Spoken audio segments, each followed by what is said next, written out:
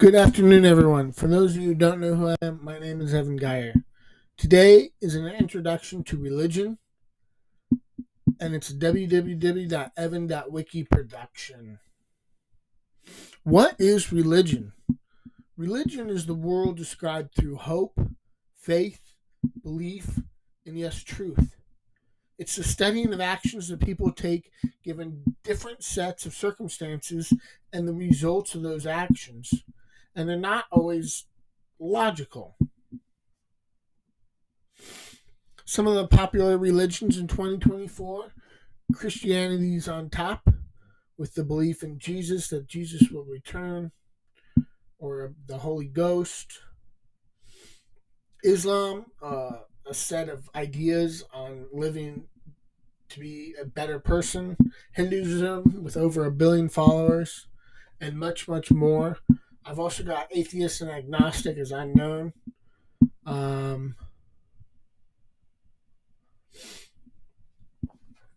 It doesn't quite add up to the 8 billion people on the planet that we have now. So there are some agnostic and atheist and other religions that are out there. I'll just kind of pause here for a minute so you can read that, or you can pause the slide and I'll move on. So, what am I talking about today? The eternal new church religion.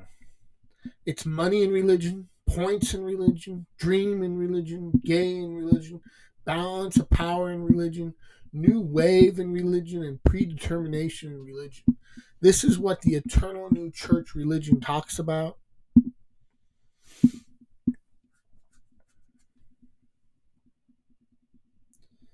So the eternal new church religion is all pieces of the eternal new church religion are designed to educate about different topics that make religion and life, besides hope, belief, faith, and yes, truth.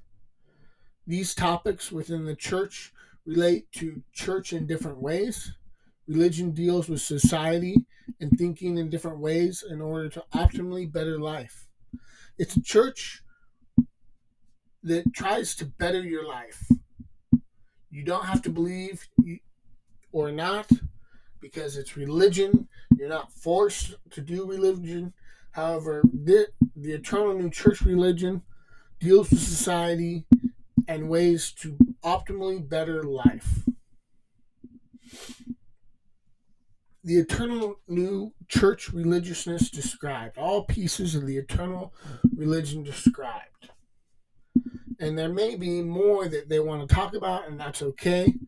The eternal new church religion is not solely focused on these 7 ideas. However, it is primarily focused on these 7 ideas. First, money in religion. Money and how money like copper and silver equate to love and religion. You hear pastors talk about it, even in Christianity. Oh, money. If only I had more money, I would be saved. Or if only I had more money, I would have a happier life. And money and religion, it does affect your life. However, it's not all about life. And sometimes, sadly to say, when you have a bunch of money, you get lazy because you don't need more. Sadly to say. And those are things that we talk about in the eternal new church religion. Money is generally earned through producing products and or services that people want, or helping people produce more products and services than they could normally produce themselves. Money includes the transfer of money to more productive hands or entities, all pieces of the love puzzle. So transferring money, just having money doesn't mean isn't gonna win you the grand award. If you use your money in the right ways, is what we're talking about here in church, in the eternal new church religion. The eternal new church religion charges members of the church who do not show up or participate in church functions rather than those who do. It's completely different from church. Like you go to Christianity church, you show up, they pass the thing around, and you tithe. Well, you're showing up and you're tithing. And the people who aren't showing up, you know, I don't know. But those are the people who should be tithing, not the people who show up and are engaged in church. Points in religion. The church tries to quantify love in other ways than silver and copper. The church could award positions of power, cryptocurrency, or other points for specific accomplishments, like a 1-4 or other accomplished goal. Yeah, you accomplish something, you want a reward. And that reward is what propels people to do what they would want to do. Within the church, there may be things where when you accept a higher position of power, you earn these points less quickly than someone who is down. And so it gives an advantage or an incentive to work hard. The more points one has is a sign of success, like the more money one has is a sign of success, although points act more as a rank than a currency.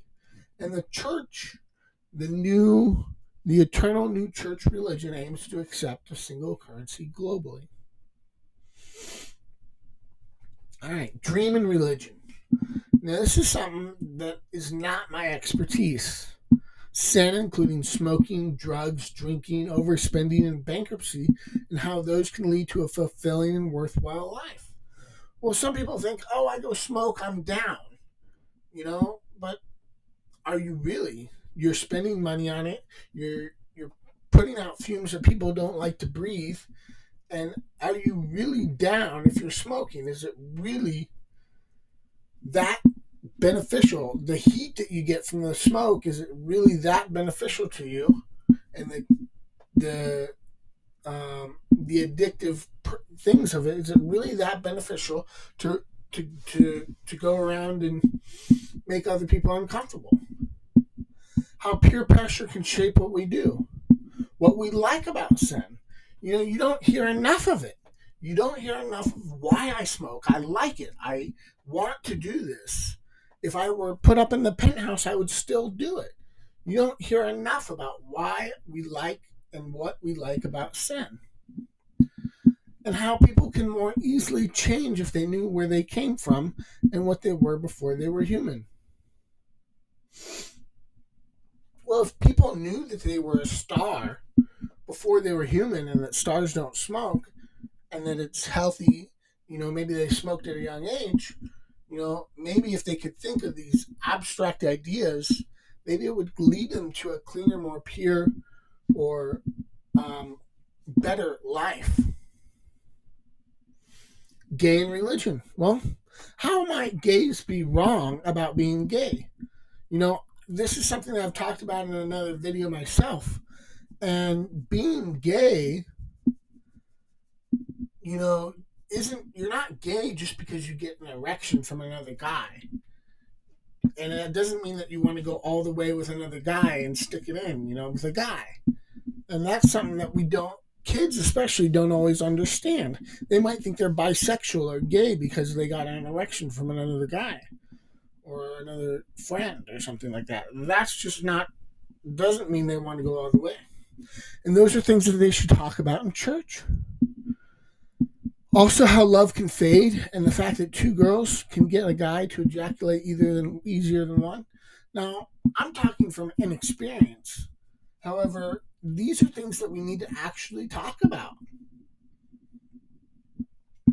What is there a benefit to doing that within a marriage? Does the marriage want to be exclusive for the end of time? Does the marriage want to trust someone else? Those are things that we need to talk about in religion. And talking about them, finding the truth will lead to a better life. Not that I know the truth, because I don't know the truth right now. I'm still a virgin. All right. The fight politically for or against equal economic opportunity for gays through a one-person, one-vote on the legal marriage of gays. Gays, when it was illegal for gays to marry, they did not have equal economic opportunity because it was better economically for two people to be married than for two people to be separate. So if gays could get married, then they didn't have the same economic rights as people who were not gay. And to make it fair, on society, you vote on whether it should be legal to be married by gay, not the politicians who we vote for, but the people. And that is the way forward, I believe. So that fight politically is something that they might talk about in the eternal new church religion. Also, the truth about sex and relationships. How relationships should start with two people and not more. Even if it is easier to ejaculate with more than one person, more than one girl or something like that, it should start with one. And about how my personal experience as a virgin, that seemingly the longer between sex occurrences, the easier it is to ejaculate and the better the ejaculation. I don't know why, but the longer I wait between ejaculation, seemingly the better it is. All right. And that's something that they can talk about. People are shy to talk about that stuff. However, it needs to be talked about if we want to optimize our lives. The balance of power in religion. About belief or debate that religious power can and should be appointed by a governing body, and how religious powers are corrupt. So if religious powers are corrupt and appointment is better, these are things that we talk about. Basically talking about all the problems in the eternal new church religion and other religions. We talk about our problems and we try to work through them. And so talking about how when religious power is appointed, that takes away from the freedom of religion because you are either with or against, like politics, and how appointed powers could be even more corrupt. So appointed powers could be more corrupt than non-appointed powers. And those are some of the things that we need to talk about. Like ways to balance power, including beliefs a virgin shouldn't be 41 or older, and girls should treat males as such. The new wave in religion. The core of the church believes in the first of the humans like Adam and Eve and celebrates Christmas Eve, not Christmas. Furthermore, hopes that during the holidays, people take 3 days away from work, Christmas Eve, and then 2 days after Christmas, more than a weekend, and work, if possible, on Christmas, getting 1.5 times pay. Teaches the new wave in religion, teaches the Bible, eternal reading and writing, how to figure oneself out, the importance of Sabbath day, the 7 eternal new church religious beliefs, and how relationships and two people may work together. When you're in a relationship or you're married, let's lift each other up, not put each other down. Let's try to work together to become a better team. How people can do that is something that should be talked about in church. And finally, predetermination in religion. The talk that the ways of life are predetermined and cannot be changed no matter what anyone does, and that life will run its course versus shaping life through rewards and consequences. Why was Santa for a cookie on Christmas? However, didn't know he was for a cookie on Christmas, so he might not have got his cookie? Well, that is a conundrum. And in the eternal religion, we talk a lot about fours and their importance, both in the workplace and in life. If life is predetermined, why can't or couldn't people be who they want to be? Well, what I see is people getting their wants, and religion excels the wants. They want more because they're in religion, and it kind of throws off things. So then they're like, "Oh, I didn't get what I wanted." Well, so maybe you were wanting too much because you knew all the truth and facts to get something, and you just couldn't accomplish it. You didn't give enough to get what you wanted. So a society that allows people to be who they want to be through games, it's another thing that's talked about. Maybe we can't all get what we want in the real world. However, there's the metaverse. There's other ways to get what we may want.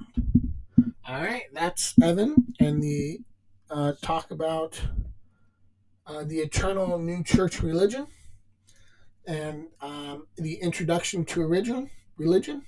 And I'll talk to you later and see you.